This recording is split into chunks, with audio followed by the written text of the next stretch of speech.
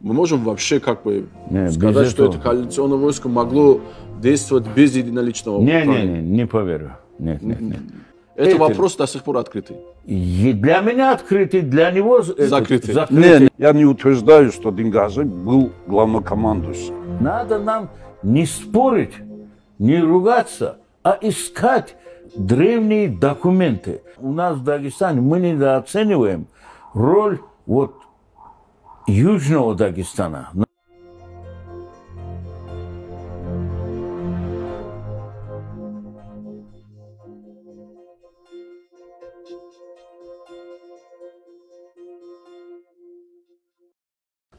Ассаламу алейкум, уважаемые друзья, в эфире передача «Исторический факт». И сегодня у нас в гостях известный кавказовед Тимур Магомедович Айтберов и общественный деятель, и командир ополчения селения Тинди, который участвовал в противодействии, когда вторгались международные террористы в Дагестан в 1999 году, Аличула Магомед Гаджи. Тимур Магомедович, вы часто касаетесь темы вторжения Надыр-Шаха в Дагестан. Были у вас и статьи, была опубликована и книга, вот эта книга. Но историография, как известно, живая наука, все новые факты, документы находятся, обнародуются, больше становится известно. И сегодня хотелось бы, чтобы вы нам поведали о предводителях горцев, которые противостояли Надыр-Шаху, и в частности рассказали побольше о Денга Хаджи из Тинди, так как у нас сегодня в гостях в студии его земляк. Тимур Магомедович, вам слово.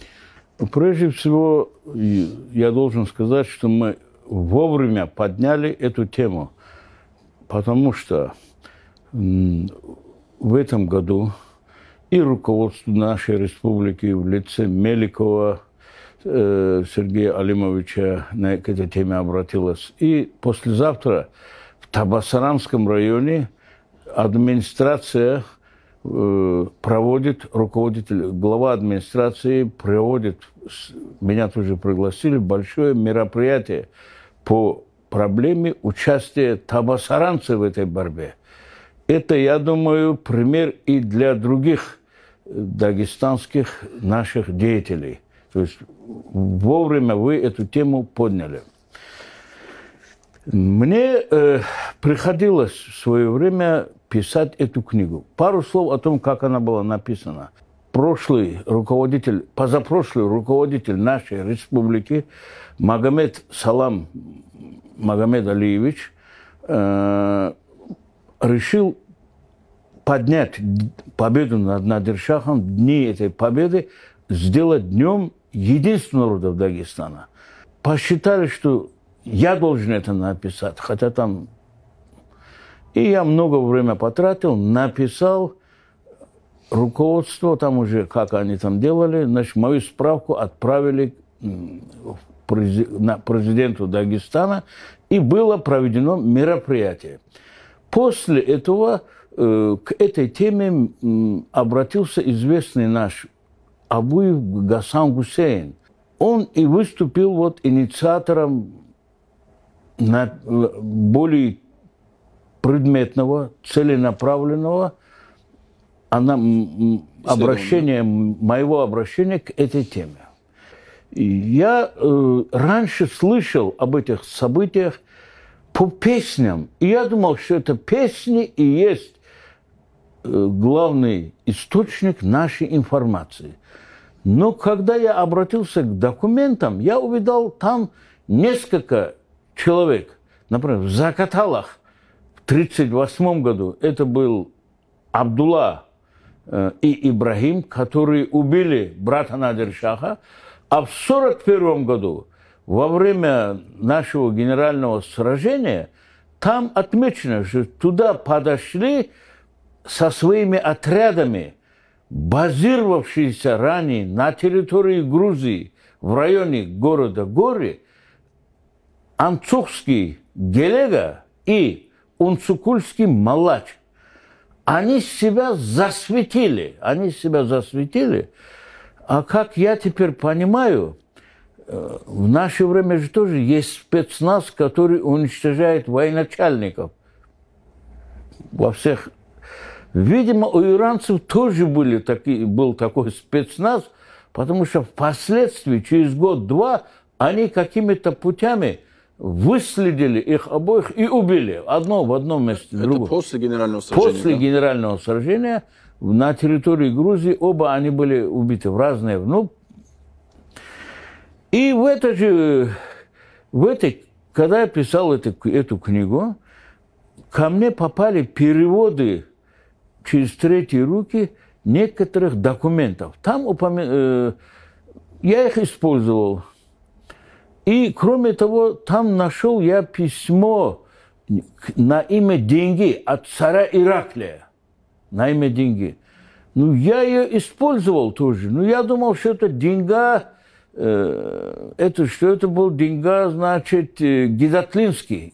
А почему вы сделали такой вывод, что он был Гидатлинский? Вы знаете, мне кажется, там кто-то из таких гидатлинцев эту версию выдвинул. Потом ее подхватил Владилен Гадисович Гаджиев. А я поддался его авторитету.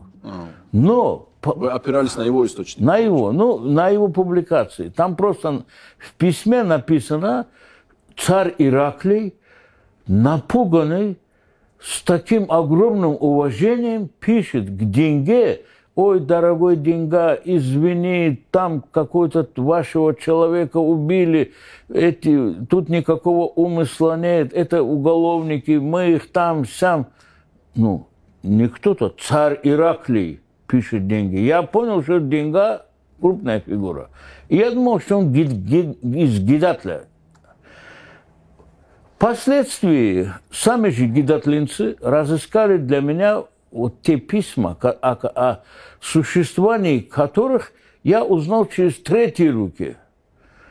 И тут получилось... Эти письма Ираклия к деньге, да?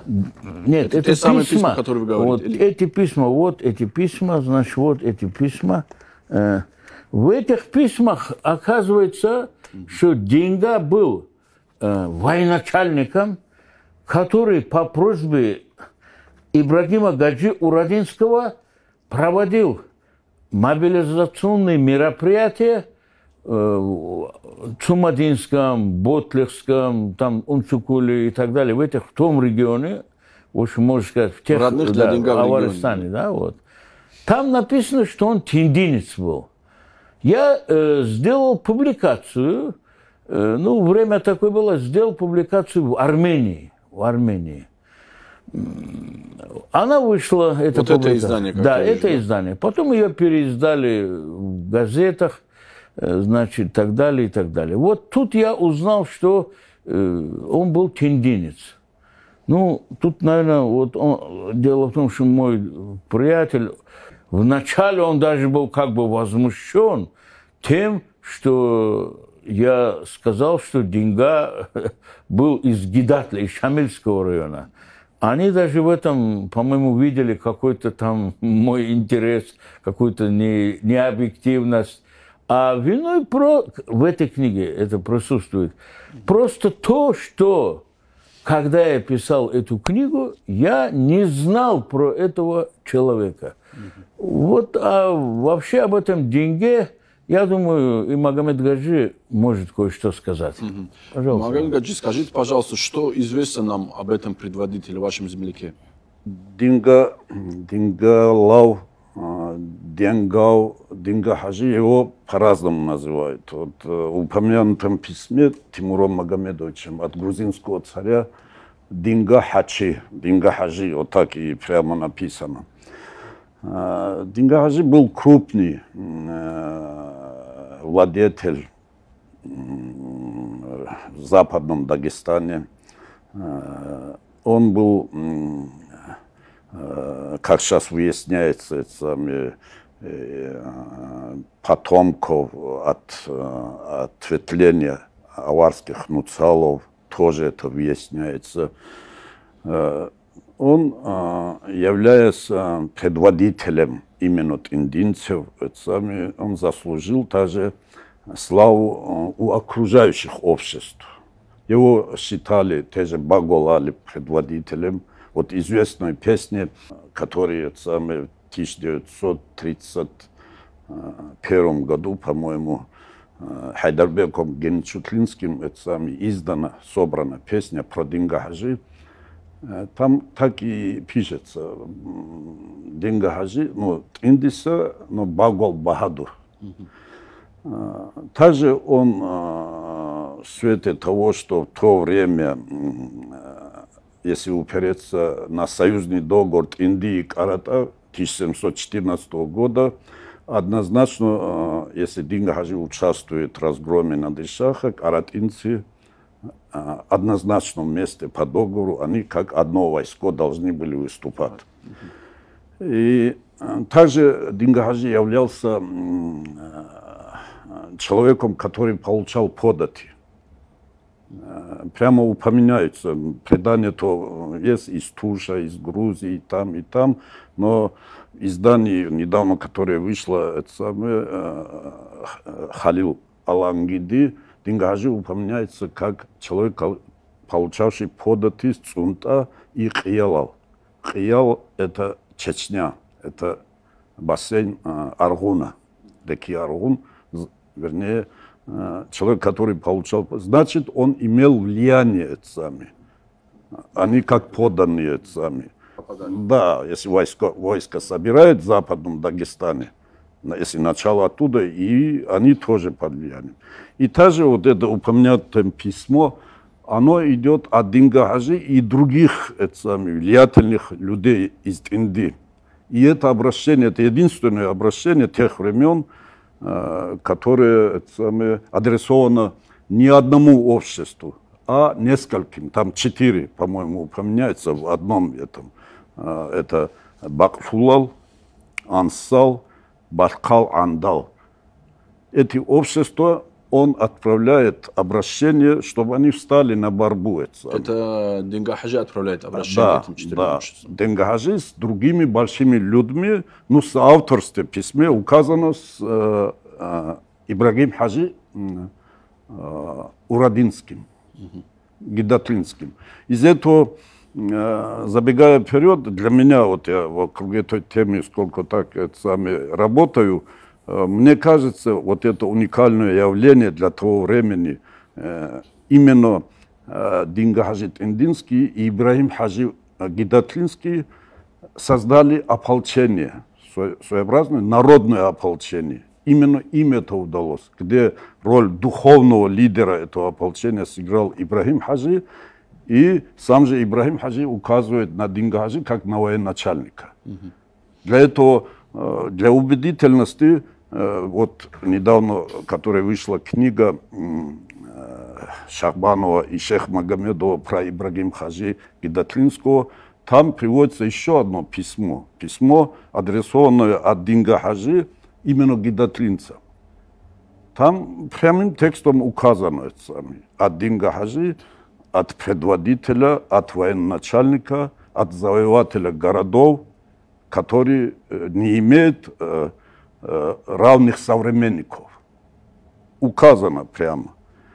И уверенность это мне придает еще то, что Тимур Магомедович сделал ошибку, указывая, что Динга Хаджи Гидатлинский, да, в этой книге, в такой же книге «Разгром Надир-Шаха» в Дагестане у Владлена Гаджиева, Гадисовича Гаджиева, там прямым текстом сказано тоже, что Динга Хаджи является военачальником гидатлинцев.